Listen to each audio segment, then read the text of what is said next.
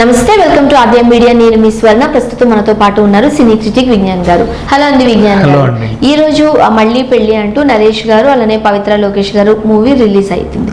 So ఈ నేపథ్యంలో పవిత్ర లోకేష్ కన్నడ, అలానే కార్తీక దీపంలో సౌందర్య గారు కూడా కన్నడ ఆవిడే. సో ఆమె కొన్ని బోల్డ్ కమెంట్స్ చేసింది వీళ్ళిద్దరి రిలేషన్కి సంబంధించి. ఏంటది, ఏమంటారు? ఈమె ఏమనిందంటే, ఇవాళ రేపు ఒక అబ్బాయికి ఒక అమ్మాయికి నచ్చితే వాళ్ళు ఇష్టపడితే అది వాళ్ళ పర్సనల్ వ్యవహారం, మీకెందుకు, మీరు ఎందుకు మాట్లాడుతున్నారు వీటి గురించి? బోల్డ్ కామెంట్స్ అంతగా మాట్లాడితే మన అమ్మ నాన్నలకే ఒకరితో ఒకరికి సంబంధం ఉండదు, ఎక్కడెక్కడి నుంచో వస్తారు. మనం మన అమ్మ నాన్నని యాక్సెప్ట్ చేస్తాం, ఆ విషయం మనకు తెలియదు. కానీ మనకు మా అమ్మ నాన్నని యాక్సెప్ట్ చేసినప్పుడు బయట వీళ్ళని యాక్సెప్ట్ చేయడంలో మీకేంటి ప్రాబ్లం అని ఏదో చెత్తవాగుడు వాగింది. అయినా తప్పే ఉంది అందులో చెత్తవాగుడు అవ్వడానికంటే యాక్చువల్గా చెప్పాలంటే ఈవిడకి ఎందుకు ఇప్పుడు అవసరమా? ప్రజెంట్ వాళ్ళు చెప్పించుకున్నారు ఈమెతో. ఆమె కన్నడ, ఈమె కన్నడ తెలిసింది. ఒక్క నిమిషం ఇంకా పచ్చిగా చెప్పాలి. మొన్న పవిత్ర లోకేష్ కూడా నేను ఈయనతో ఆనందంగా ఉన్నాను, ఆయన నాతో ఆనందంగా, మధ్యలో ఈవిడికి ఏంటి ప్రాబ్లం అని చెప్పేసి రమ్య రఘుపతి గురించి అనింది. నీకే చెప్తున్నా, నేను నీ మొగుడితో బాగానే ఉన్నాను, నీ మొగుడు నాతో బాగున్నాడు, మధ్యలో నీకేంటే ప్రాబ్లం అంటే నీకు ఎలా ఉంటుంది? అవునా? అది ఇప్పుడు వీళ్ళ వ్యాఖ్యలు. అది ఆమె అలా మాట్లాడుతుంటే ఈమె సపోర్ట్ చేస్తుంటే అందరు ఈమెను వేసుకుంటున్నారు. అంత మించి పెద్ద విషయం ఏం లేదు. బేసిక్గా వాళ్ళు కలిసి ఉన్నారా కలిసి లేరా నీకు అనవసరం, ఆయన నీకేం చెప్పాడో మనకు అనవసరం. బయట ఉన్న రూమర్స్ మాత్రం ఆ ఏజ్లో ఆ అందగాడిని ఏరికోరి నువ్వు ఇంతగానో వెళ్తున్నావు, ఎక్కడ పడితే అక్కడ మూతులు రాసేసుకుంటున్నావు అంటే దాని అర్థం ఏంటి? నీకు ఆయన చిల్లర మీద కన్ను పడింది, అందుకే ఇన్ని పడుతున్నావు. పాపం పిచ్చోడు ఆ విషయం తెలుసుకోలేక నేను చేస్తున్నాడో తెలియదు, లేకపోతే నిన్ను కూడా వాడుకుని తెల్లారితే వదిలేస్తాడో తెలీదు. బట్ ఇప్పటికే ఆయన వాడుకోవడమే ఉంది. మీరిద్దరు ఎప్పటి నుంచో చట్టాపట్టలు వేసుకొని తిరుగుతూనే ఉన్నారు. అయినా సరే రోజు రోజు మీకు ప్రేమ పెరుగుతుందే తప్ప తరగడంలా. ఆ మల్లిపల్లి ట్రైలర్లు గీలర్లు ఇవన్నీ చూసినా సరే మీరు యాక్టింగ్ అంతా మర్చిపోయి జీవించేసినట్టుగా మొత్తం ఆమె కనిపిస్తే చాలా అసలు ఇంకేం కావాలి ఈ సినిమాలో అన్నట్టు చేశాడు. అంటే నటన తక్కువ, ఈమె మీద వ్యామోహం ఎక్కువలాగా సాగింది. అండ్ నెక్స్ట్ ఈమె కూడా అంతే. ఆయన ఎక్కడ కనిపిస్తే అక్కడికి వెళ్ళి భుజాలు రాసుకోవడం, చేతులు వేసుకోవడం. అండ్ నిన్ను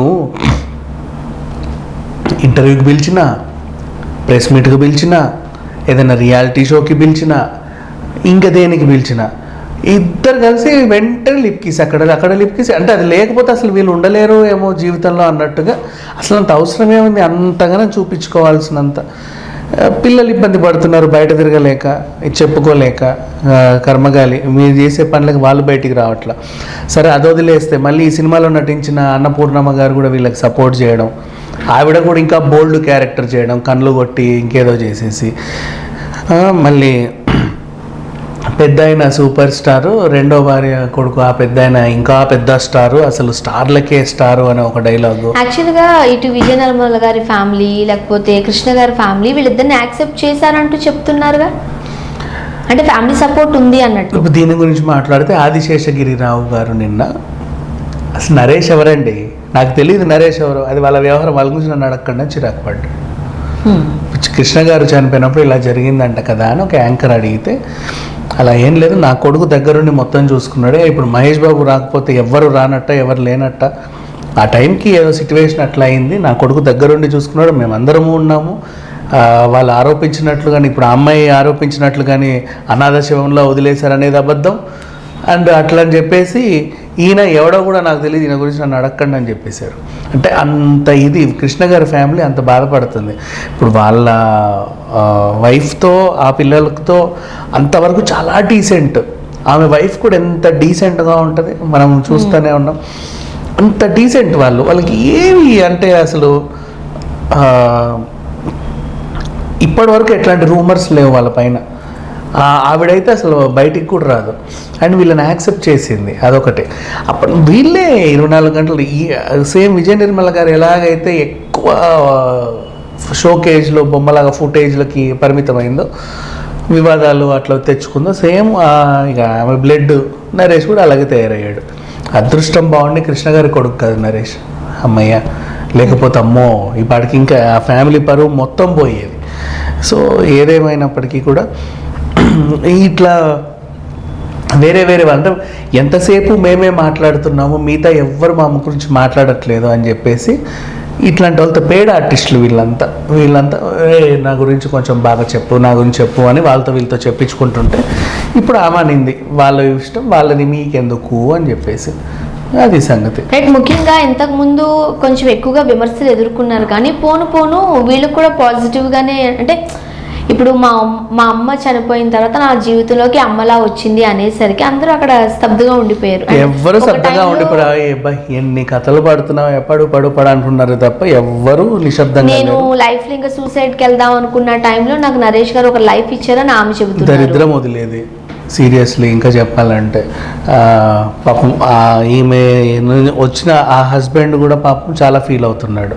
నన్ను డబ్బులకి వాడుకుంది, ఆమెకు డబ్బు పిచ్చి, మాతో ఎప్పుడు ఇదే గొడవలు అయ్యేవి, ఇష్టం ఉన్నట్టు ఖర్చు పెట్టేది, ఇష్టం ఉన్నట్టు తగలేసేది, ఎప్పుడు అది ఇది అని షాపింగ్లు చేసేది, నా స్తోమత ఆమెకి సరిపోయేది కాదు, అందుకే మా ఇద్దరి మధ్యలో గొడవ వచ్చింది, విడిపోయాము, ఇప్పుడు ఆయన దగ్గర చిల్లర ఎక్కువ ఉన్నాయి కాబట్టి అటు వెళ్ళింది అని ఆయనే డైరెక్ట్గా చెప్పుకున్నాడు ఇంటర్వ్యూలలో. మరి ఇంకేం మాట్లాడతాం. ఈమె కూడా అండ్ పోనీ ఏమన్నా కుర్రోడిని మీద ఇష్టపడిందా అంటే అది లేదు. 60 ఏళ్ళ ఆయన పైన ఇష్టపడింది.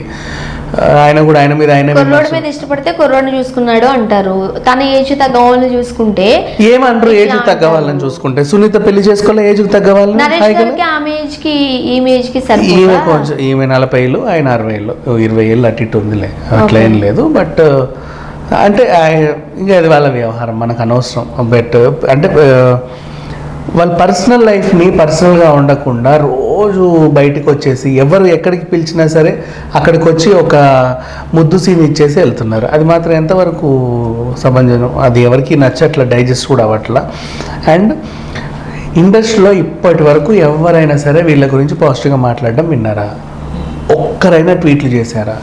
వీళ్ళ జంట చూడ ఎంత బాగుందనో, లేకపోతే ఆ మళ్ళీ పెళ్లి సినిమా బాగుందనో, లేకపోతే ఇంకేదోనో ఇంకా కొంతమంది ఎలా ట్రోల్ చేస్తున్నారంటే మహేష్ బాబు ఈ సినిమా మేం ఫేమస్ మూవీకి రివ్యూ చెప్పాడు, బాగుంది, చాలా బాగా చేశారు అని. అంత ట్రోల్స్. మహేష్ బాబు గారు ఈరోజు రిలీజ్ అయిన మళ్ళీ పెళ్లి గురించి కూడా మీరు చెప్పాలి ఆయన పరువు తీస్తున్నారు చూసావా. దానికి కూడా కారణం వీళ్ళే కదా. ఎట్లా చూసుకున్నా ఏంటో వీళ్ళు సమాజానికి పట్టిన చీడ పురుగులండి. వీళ్ళ గురించి ఎక్కువ మాట్లాడొద్దు అసలు చెప్పాలంటే. వీళ్ళని ఎందుకు సినిమాలు తీస్తున్నారో తెలియట్లా. వీళ్ళు ఎప్పటికీ అందరికీ రాంగ్ మెసేజ్లు ఇచ్చుకుంటూ సొసైటీని భ్రష్టు పట్టిస్తున్నారే తప్పితే బేసిక్గా వీళ్ళ దాంట్లో అసలు ఏం లేదు. అండ్ ఈ సినిమా కూడా పెద్ద విషయం ఏం లేదు. పోనీ నటించిన ఆవిడ వనిత అంటే నాకు చాలా ఇష్టమైన యాక్టింగ్, కానీ ఆమెను కూడా ఎందుకు కోరి తెచ్చుకున్నారంటే ఆమెకు కూడా 3 పెళ్ళిళ్ళ చరిత్ర ఉంది కాబట్టి తెచ్చుకొని పెట్టుకున్నారు. ఇప్పుడు అందుకోసమే కదా నా క్యారెక్టర్ని కాస్త తేడాగా చూపించారు, రాంగ్ సైడ్ లో చూపించారు అంటూ నిన్న ఆమె కోర్టులో పిటిషన్ కూడా వేశారు రమ్య రఘుపతి గారు. ఆ సినిమా కూడా ఆగిపోయే ఛాన్సే ఉంది తప్ప అదేమి పెద్ద రాదు అని అనుకున్నా. రిలీజ్ అయింది, ఒకరోజు రిలీజ్ అయితే ఏముంది. ఇప్పుడు ఆమెది కోర్టు స్టే విధిస్తే అయిపోతుంది. సినిమా రిలీజ్ అయిన తర్వాత ఆమె క్యారెక్టర్, ఇప్పుడు అంతకుముందు ట్రైలరే చూసింది, ఇప్పుడు మొత్తం సినిమా చూసిన తర్వాత ఆమెకి ఇంకా బలం పెరుగుద్ది కదా. ఇన్ని సీన్లలో నన్ను వక్రీకరించారండు అని చెప్తే స్టే చేస్తుంది కోర్టు, ఆపేయండి అని చెప్పేసి. ఎందుకు రిలీజ్ చేస్తుందంటే ఇంకోవైపు వాళ్ళ ప్రెషర్, ఇన్ని కోట్లు పెట్టుకున్నాము మాకు నష్టం వస్తుంది అనేసరికి రిలీజ్ చేయించుకున్నాం. బట్ అది స్టే విధిస్తుంది, అది అట్లా ఏముండదు. Thank you so much. Thank you.